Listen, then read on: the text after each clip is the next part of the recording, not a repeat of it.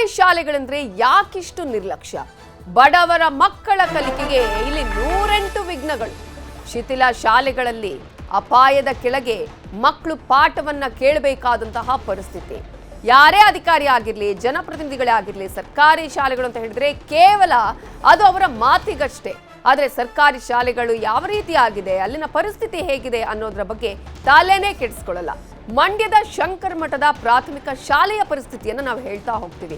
ಈ ಶಾಲೆಯಲ್ಲಿ 110 ವಿದ್ಯಾರ್ಥಿಗಳು ವ್ಯಾಸಂಗವನ್ನ ಮಾಡ್ತಾ ಇದ್ದಾರೆ. ಕಟ್ಟಡ ಶಿಥಿಲಾವಸ್ಥೆಯಲ್ಲಿದೆ. ಅಧಿಕಾರಿಗಳು ಮಾತ್ರ ಮೌನಕ್ಕೆ ಶರಣಾಗಿದ್ದಾರೆ. ಅಲ್ಲಿನ ಪರಿಸ್ಥಿತಿಯ ನೋಡಿದ್ರೆ ಬಿರುಕು ಬಿಟ್ಟಿದೆ ಗೋಡೆಗಳು, ಕಿತ್ತು ಬರ್ತಿದೆ ಕಾಂಕ್ರೀಟ್, ಮುರಿದು ಬಿದ್ದಿದೆ ಶಾಲೆಯ ಕಿಟಕಿ ಬಾಗಿಲುಗಳು. ಅಪಾಯದ ಅಡಿಯಲ್ಲೇ ಕೂತು ಮಕ್ಕಳು ಪಾಠವನ್ನ ಕೇಳಬೇಕು, ಕಲಿಬೇಕಾದಂತಹ ಪರಿಸ್ಥಿತಿ. ಶಾಲೆಯ ಸುತ್ತ ಮಂಡೆಯುದ್ದ ಬೆಳೆದಿದೆ ಗಿಡಗಂಟಿಗಳು. ಹಾವು ಚೇಳುಗಳ ಭೀತಿಯಲ್ಲೇ ಮಕ್ಕಳು ಪಾಠ ಕೇಳಬೇಕು, ಅಲ್ಲಿ ಶಾಲೆಗೆ ಬರಬೇಕು. ಶಿಕ್ಷಣ ಸಚಿವರೇ, ಅಪಾಯಕ್ಕೂ ಮುನ್ನ ಎಚ್ಚೆತ್ತುಕೊಳ್ಳಿ.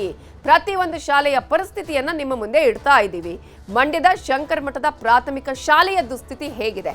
ನಮ್ಮ ಪ್ರತಿನಿಧಿ ಸುನಿಲ್ ಗೌಡ ಪ್ರತ್ಯಕ್ಷ ವರದಿ ಕೊಟ್ಟಿದ್ದಾರೆ, ಒಂದ್ಸಲ ನೋಡೋಣ.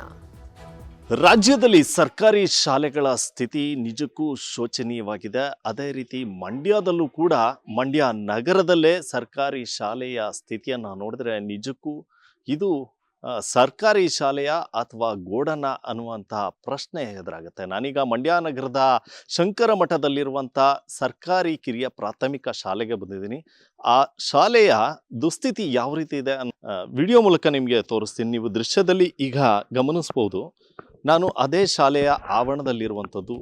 ಶಾಲಾ ಕೊಠಡಿಗಳಿದು ಯಾವ ರೀತಿ ದುರಸ್ತಿ ಮಾಡಬೇಕಾದಂಥ ಪರಿಸ್ಥಿತಿಗೆ, ಹೇಗೆ ಕೊಠಡಿ ಶಿಥಿಲವಾಗಿದೆ ಅನ್ನುವಂಥ ದೃಶ್ಯವನ್ನು ನೀವೀಗ ಗಮನಿಸಬಹುದಾಗಿದೆ. ಸಾಕಷ್ಟು ಶಿಥಿಲವಾಗಿದೆ ಈ ಶಾಲೆ. ಈ ಶಾಲೆಯಲ್ಲಿ ಸುಮಾರು 110 ಮಕ್ಕಳು, ಅಂದರೆ 1ನೇ ತರಗತಿಯಿಂದ 7ನೇ ತರಗತಿಯವರೆಗೂ ಕೂಡ 110 ಮಕ್ಕಳು ಇಲ್ಲಿ ವ್ಯಾಸಂಗವನ್ನು ಮಾಡ್ತಾ ಇರುವಂಥದ್ದು. ಈ ಶಾಲೆಯಲ್ಲಿ ಸಾಕಷ್ಟು ಕಷ್ಟದಿಂದ ಮಕ್ಕಳು ಪಾಠವನ್ನು ಕೇಳ್ತಾ ಇದ್ದಾರೆ ಅಂತಲೇ ಹೇಳ್ಬೋದು. ನಮ್ಮನ್ನು ಆಳುವಂಥ ಜನಪ್ರತಿನಿಧಿಗಳು ನಿಜಕ್ಕೂ ಇತ್ತ ಒಮ್ಮೆ ಕಣ್ಣನ್ನು ಹಾಯಿಸ್ಬೇಕಾಗತ್ತೆ. ಯಾಕಂದರೆ ಇವತ್ತು ರಾಜ್ಯದಲ್ಲಿ ಈ ರೀತಿಯಾದಂಥ ಪರಿಸ್ಥಿತಿ ಸರ್ಕಾರಿ ಶಾಲೆಗಳಲ್ಲಿ ನಿರ್ಮಾಣ ಆಗಿರುವಂಥದ್ದು. ಇಲ್ಲಿ ಬಂದಂಥ ಸಂದರ್ಭದಲ್ಲಿ ಮಕ್ಕಳು ಹೇಳ್ತಾ ಇದ್ರು, ಸಾಕಷ್ಟು ಕಷ್ಟ ಆಗುತ್ತೆ ಸರ್, ನಾವು ಪ್ರತಿ ಬಾರಿ ಮಳೆ ಬಂದಂಥ ಸಂದರ್ಭದಲ್ಲಿ ಆ ಮಳೆಯಲ್ಲೇ ಕೂತ್ಕೊಂಡು ಪಾಠವನ್ನು ಕೇಳುವಂಥ ಪರಿಸ್ಥಿತಿ ನಿರ್ಮಾಣ ಆಗಿದೆ. ಜೊತೆಗೆ ಗೋಡೆ ಪಕ್ಕದಲ್ಲಿ ಕೂತ್ಕೊಳ್ಳೋದಕ್ಕೆ ನಮಗೆ ಭಯ ಆಗ್ತಿದೆ ಸರ್. ಯಾಕೆ ಅಂತಂದರೆ ಆ ಗೋಡೆಗಳು ನಿಜಕ್ಕೂ ಬಿರುಕು ಬಿಟ್ಟಿದೆ. ಯಾವಾಗ ಆ ಗೋಡೆ ನಮ್ಮ ಮೇಲೆ ಬೀಳುತ್ತೆ ಅನ್ನುವಂಥದ್ದೇ ನಮಗೆ ಭಯ. ಹೀಗಾಗಿ ನಮಗೆ ನಮ್ಮ ಟೀಚರ್ ಮುಂದೆ ಕೂರಿಸ್ತಾರೆ, ಮುಂದೆ ಕೂರಿಸಿ ಆ ಗೋಡೆ ಪಕ್ಕದಲ್ಲಿ ಕೂರಿಸೋದಿಲ್ಲ. ಸೊ ಆ ಮುಂದೆ ಕೂತ್ಕೊಂಡು ನಾವು ಪಾಠ ಕೇಳುವಂಥ ಪರಿಸ್ಥಿತಿ ನಿರ್ಮಾಣ ಆಗಿದೆ ಅನ್ನುವಂಥ ಮಾತನ್ನು ಮಕ್ಕಳು ಹೇಳ್ತಾ ಇರುವಂಥದ್ದು. ನೀವೀಗ ದೃಶ್ಯದಲ್ಲಿ ಗಮನಿಸ್ಬೋದು. ಈ ಶಾಲೆಯ ಪರಿಸ್ಥಿತಿ ಹೇಗಿದೆ ಅನ್ನುವಂಥದ್ದನ್ನ ನೀವೀಗ ಗಮನಿಸ್ಬೋದು. ಮಕ್ಕಳು ಕೂತ್ಕೊಂಡಿದ್ದಾರೆ. ಒಂದು ಕಡೆ ಗೋಡೆ ಶಿಥಿಲವಾಗಿದೆ, ಬಿರುಕು ಬಿಟ್ಟಿದೆ. ಈ ಬಿರುಕು ಬಿಟ್ಟಂಥ ಗೋಡೆ ಪಕ್ಕದಲ್ಲಿ ಮಕ್ಕಳು ಕೂತ್ಕೊಳ್ಳೋದಕ್ಕೆ ಹೆದರ್ಕೊಳ್ತಿದ್ದಾರೆ. ಹೀಗಾಗಿ ಟೀಚರ್, ಅಂದರೆ ಈ ಶಾಲೆಯ ಟೀಚರ್ ಯಾರಿದ್ದಾರೆ, ಶಿಕ್ಷಕರು, ಅವರು ಮಕ್ಕಳನ್ನು ಮುಂಭಾಗ ಕೂರಿಸಿ ಪಾಠವನ್ನು ಮಾಡುವಂಥ ಕೆಲಸವನ್ನು ಮಾಡ್ತಾ ಇದ್ದಾರೆ. ಜೊತೆಗೆ ಈ ಒಂದು ಶಾಲೆ ನೀವು ದೃಶ್ಯದಲ್ಲಿ ಗಮನಿಸ್ಬೋದು, ಮೇಲೆ ಶೀಟ್ಗಳನ್ನು ಹಾಕಲಾಗಿದೆ. ಆ ಶೀಟು ತೂತಾಗಿರುವಂಥದ್ದು. ಮಳೆ ಬಂದಂಥ ಸಂದರ್ಭದಲ್ಲಿ ಆ ಶೀಟಿನಿಂದ ನೀರು ಕೆಳಗೆ ಬರುತ್ತೆ. ಆ ಮಳೆಯಲ್ಲೇ ನಿಂತ್ಕೊಂಡು ಶಿಕ್ಷಕರು ಹಾಗೂ ಮಕ್ಕಳು, ಅಂದರೆ ಶಿಕ್ಷಕರು ಪಾಠ ಮಾಡಬೇಕು, ಮಕ್ಕಳು ಆ ಒಂದು ಮಳೆ ನೀರಿನಲ್ಲೇ ಪಾಠವನ್ನು ಕೇಳುವಂಥ ಪರಿಸ್ಥಿತಿ ನಿರ್ಮಾಣ ಆಗಿರುವಂಥದ್ದು.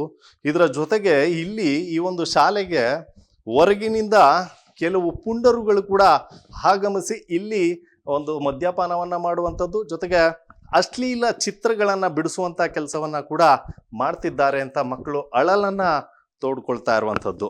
ಒಟ್ಟಾರೆಯಾಗಿ ಹೇಳೋದಾದರೆ ರಾಜ್ಯದಲ್ಲಿ ಸರ್ಕಾರಿ ಶಾಲೆಗಳ ಪರಿಸ್ಥಿತಿ ನಿಜಕ್ಕೂ ಶೋಚನೀಯವಾಗಿದೆ.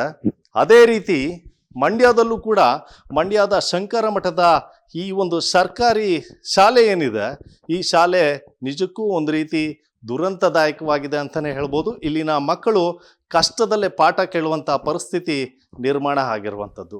ಮಂಡ್ಯದಿಂದ ಸುನಿಲ್ ಗೌಡ, ನ್ಯೂಸ್ 18.